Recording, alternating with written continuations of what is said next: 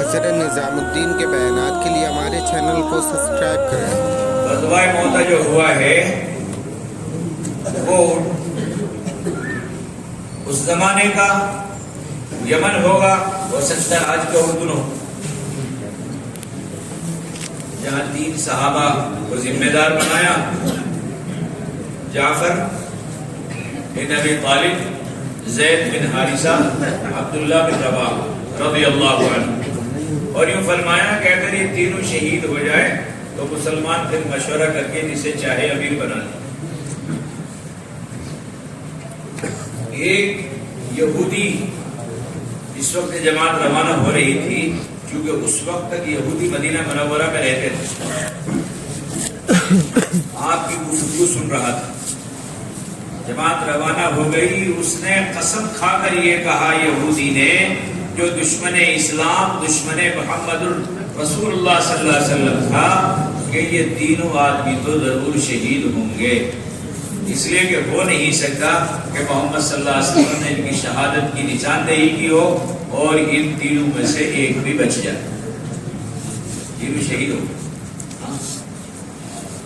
ابھی 2006 میں ہمارے جماعت آئی تھی، 6-7 لوگ تھے، اور اس میں اردو میں شادی بھی کی، جہاں یہ غزوہ موتا ہوا ہے، قریب بستی ہے، وہ سنا رہے تھے کہ مولانا ایک تو ان میں سے حضرت جعفر رضی اللہ تعالی عنہ کی قبر تو ایک پہاڑ کے اوپر ہے، اور حضرت زید بن حارثہ جس کو نڑا کہتے ہیں، جو پہاڑ کے دامن میں ہوتا ہے، یہ وہاں دفن ہے۔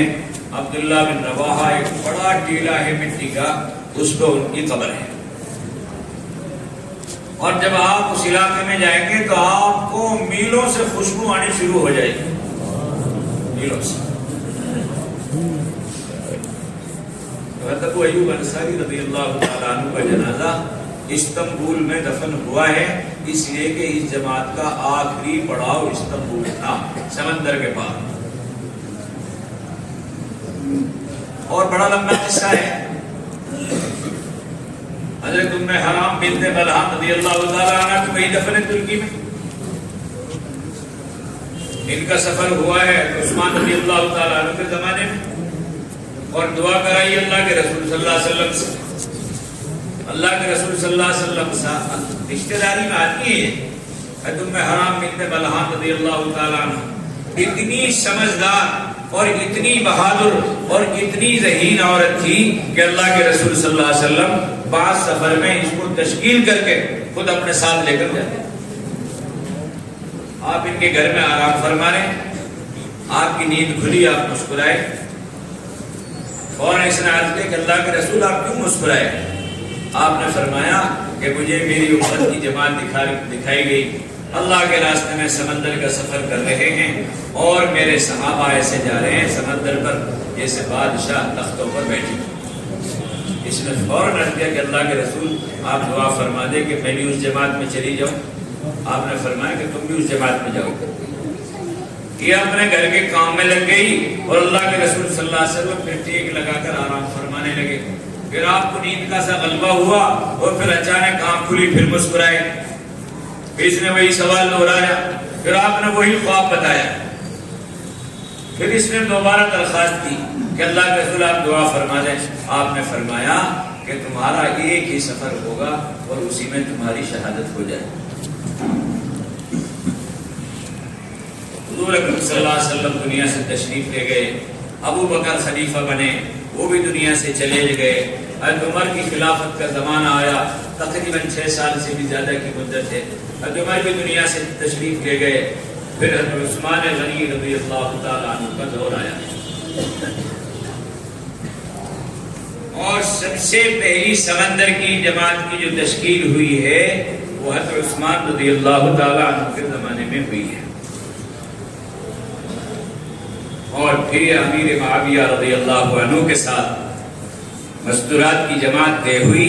امیر معاویہ کے ساتھ ان کی بیوی تھی، اور یہ اپنے شوہر عبادہ بن صامت رضی اللہ تعالیٰ عنہ کے ساتھ حضرت عثمان کے زمانے میں حضرت معاویہ رضی اللہ تعالیٰ عنہ کی معیت اور امارت میں اس نے سمندر کا سفر طے کیا ہے۔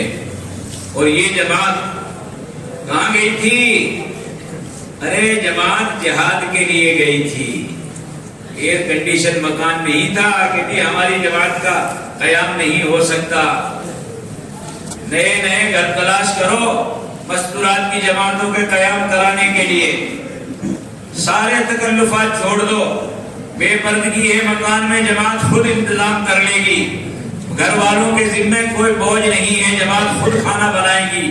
اس لیے کہ اللہ کے نبی اور اللہ کا حکم آ چکا، وَجَاهِدُوا فِي سَبِيلِ اللَّهِ بِأَمْوَالِكُمْ وَأَنفُسِكُمْ. ہر جماعت اپنا خرچہ لے کر نکلتی ہے اور جماعت کا وہ رخ طے ہوتا ہے جتنا خرچہ اس کے پاس ہوتا ہے. اس کی فکر چھوڑ دو.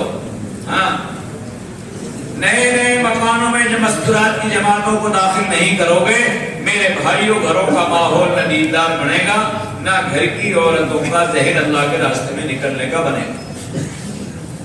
ایسی ایسی کارگزاریاں ہیں آپ تصور نہیں کر سکتے، تصور نہیں کر سکتے. ان جماعتوں کی قیاموں کی اور اس اللہ کے راستے میں مستورات کے نکلنے کی جو برکتیں ہیں وہ صحابہ صحابیات کے ساتھ خاص نہیں ہیں. اس زمانے کے ساتھ اللہ کے وعدے نہیں ہیں. خدا کے وعدے اس محنت کے ساتھ قیامت تک کے لیے، قیامت تک کے لیے.